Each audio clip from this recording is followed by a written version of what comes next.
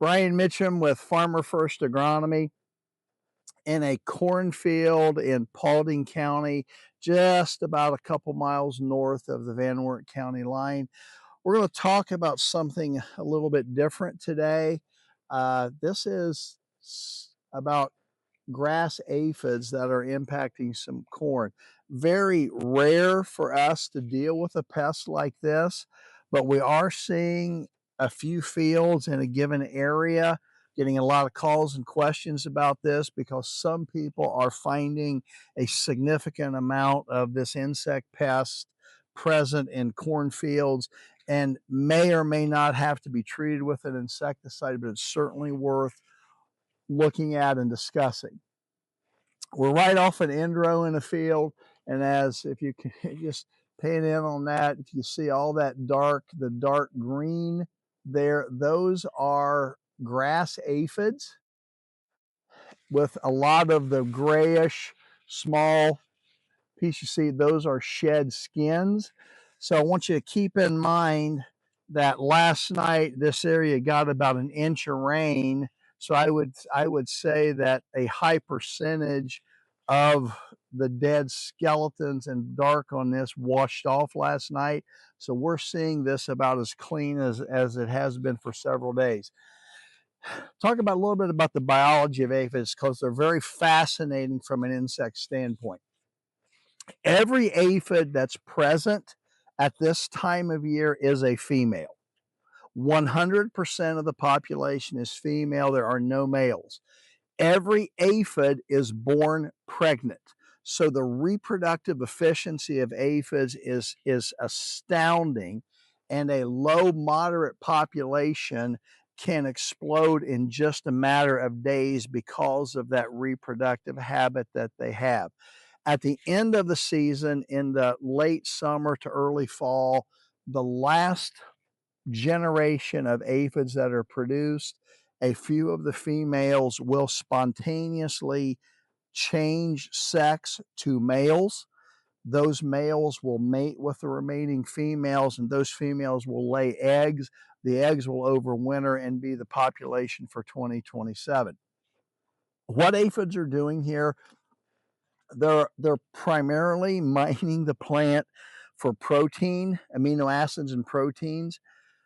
How they feed, they have a very, very small mouth part that's incredibly sharp, that's small enough that it literally goes between cells in a plant, and they inject saliva into the corn plant and then let that saliva digest the nutrients in that zone and then suck that digested juice back out that they process. Again, they're looking for the proteins, not the starches and sugars. The sugars they actually secrete as waste material, and some of this dark black that you see here are sugars that were excreted last week that actually they mold and turn black. This is called honeydew. When I was in fields last week in this area, when the population was much higher, the the plants were literally covered top to bottom in sugar. And when we've had high aphid populations previous walking through fields, you come out literally stiff, like you just coated yourself with syrup if the population's high enough. So economically, if there's enough of the aphids in a field, they can do economic damage. In 2025 in Northwest Indiana, the population was came early and was significant, and where people didn't treat where they had high populations, there were significant yield losses measured in corn. So they are a pest that can be treated with an insecticide and controlled. Economically, it's kind of a wash in this. I would call this population very moderate right now, but you would absolutely want to keep an eye on it day to day to know if you want to treat or not. We're at a point where if a farmer chose, we're at optimal timing for a foliar fungicide with 2-inch green silk out here. So if you were going over a field, you would probably tip in the favor of using an insecticide on a field like this.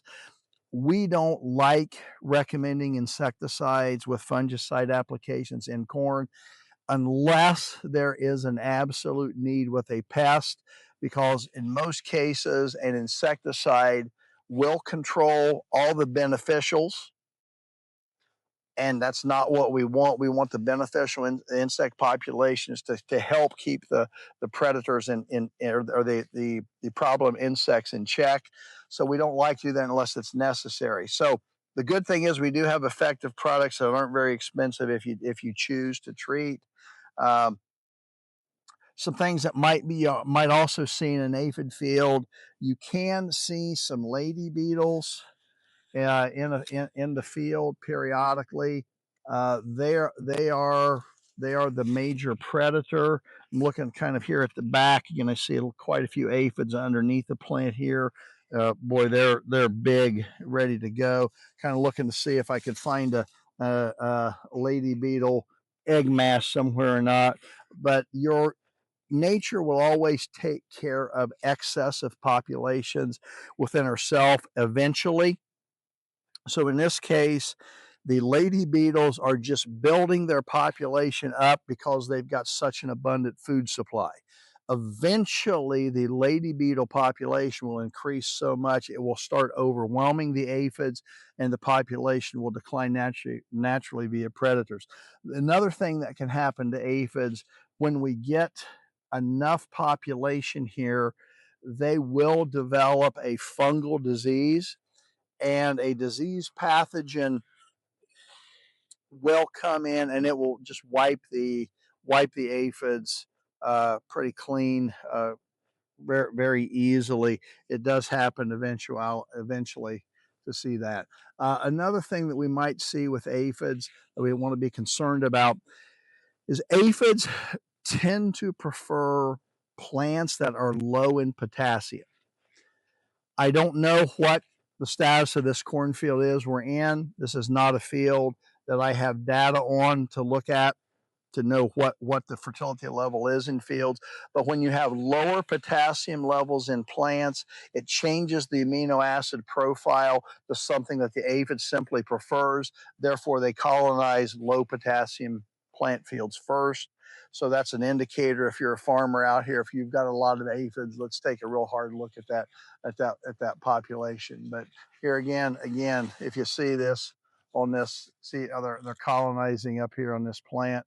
Uh, there's quite a bit of feeding going on here. It's a concern. Like I said, I wouldn't trip the trigger on this one on my farm just yet, unless I was going over the field. But keep a watch out, particularly with this aphid. This is a grass aphid, so this infects corn, wheat, rye, oats, grass crops like that. We also have a soybean aphid that is a invasive pest from Asia, the Asian soybean aphid. They're in the same family, but they're completely different species. And this grass aphid will not move to soybeans. The soybean aphid will not move to a grass crop.